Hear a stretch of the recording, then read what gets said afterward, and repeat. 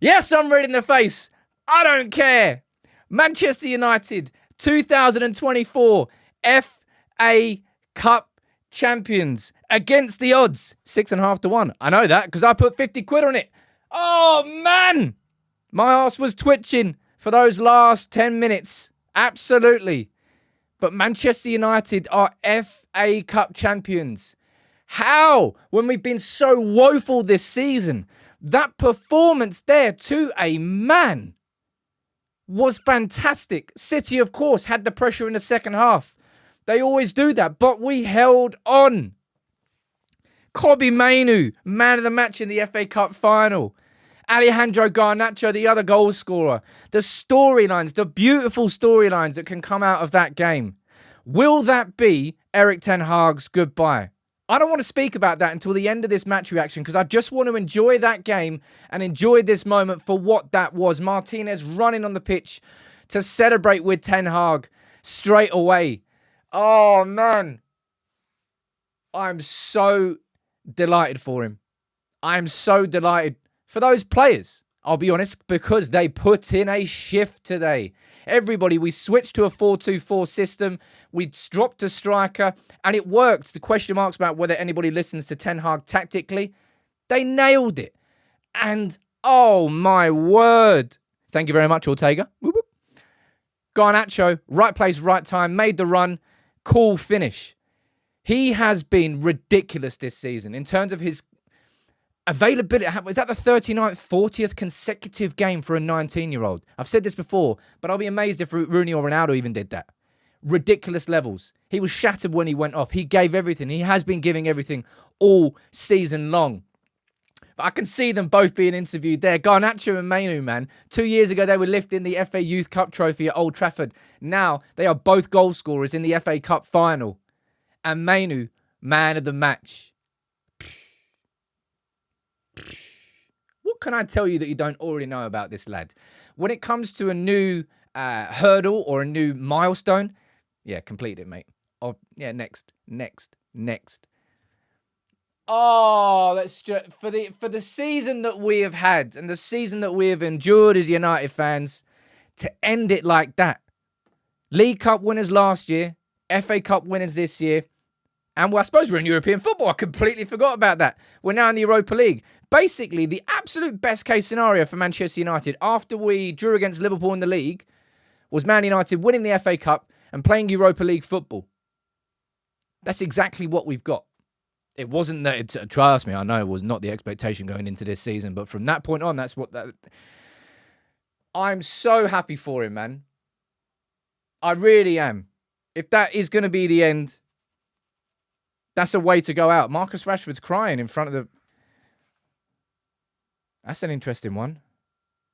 I mean, I genuinely felt a bit emotional coming at the end of that game because I was just sitting there, head in hands for the last 10 minutes saying, please don't do this again. Please don't do this again. But we need to speak about so many players, so many individuals. Bruno Fernandes, somebody just send me that pass for that Mainoo goal and I'll watch it 100 times over.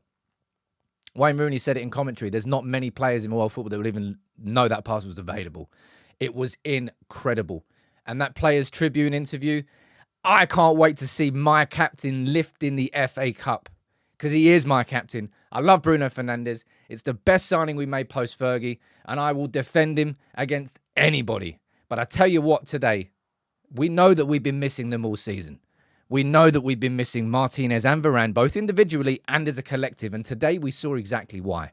That first half was kind of like the first half at the Etihad, in the idea that we stayed resolute, we stayed deep, but it felt like a different shape today. We played with four up front. We didn't overly press when we didn't need to. We got the goal on the counter, but the second goal, by the way, it wasn't just the pass from Main. It wasn't just the finish from Mainoo or the pass from Bruno. It was the switch from Rashford. It was the run and the move from Garnacho. It was a proper team goal. And today, Varane, that's his goodbye for Manchester United. I can see him there geeing up the fans. Man, I'm so jealous I'm not a Wembley, man.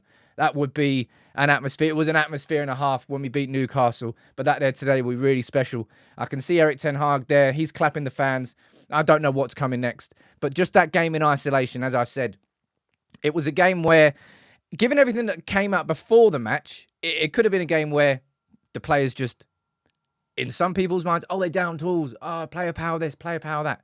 Yeah, come and have a conversation with me after that game. Everybody to a man put a shift in, and the players put the noise to one side. But Martinez and Varane, it just makes you look at it and go, well, what could have been? And what should be next season? And what will be next season? Because Varane is gone. We're going to be signing at least one, I would say 2 top-level centre-backs. We should not have these defensive problems. But Nana, by the way, I know that he made that mistake at the end. But last season in the FA Cup final, so much of the discourse and the conversation was around our goalkeeper. You could say that so much of the discourse is going to be around our goalkeeper again, but very different reasons. That one-handed save from Walker was an outrageous save. Commanded his area, came out, collected some corners, collected some crosses, punches.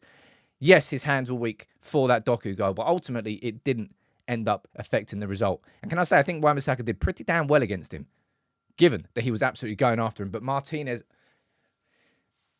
you know why I've had a man crush on this bloke, and it's not just because he's pretty decent looking as well, but he makes the world of difference to how these players actually operate on the pitch and kind of what these players feel like they can get away with. It kind of feels like they can't get away with as much when you got Martinez on the pitch.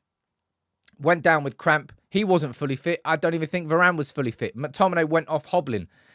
But that's what I want to see. I want to see every single one of those players walking off the pitch like they've given their all for this team, and they gave their all for this team. They gave their all for their manager. And soon we're going to get videos, pictures, all the good stuff of Erik ten Hag lifting the FA Cup. And, oh man, is that going to be the end for Erik ten Hag in the same way that Louis van Gaal was? We all saw the interview that went out with, I think it was VI.nl, a Dutch outlet. That was an article an interview I felt that was done a few days ago before the McKenna stuff really came out. But if he was really, he said that Ineos told him that we're going to be rebuilding with you, and if that narrative changes, then he's kind of been blindsided by it. And I've had that feeling this whole way through. It's either he's been blindsided or he's been told that I don't know anymore. My head's gone. My head really is gone, ladies and gents. I would say I didn't expect us to win that game, but I put 50 quid in it. FA Cup champions.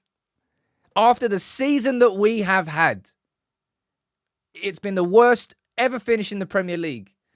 Don't know how many losses we had overall. The day before the FA Cup final, we're having conversations and seeing articles about our manager getting sacked.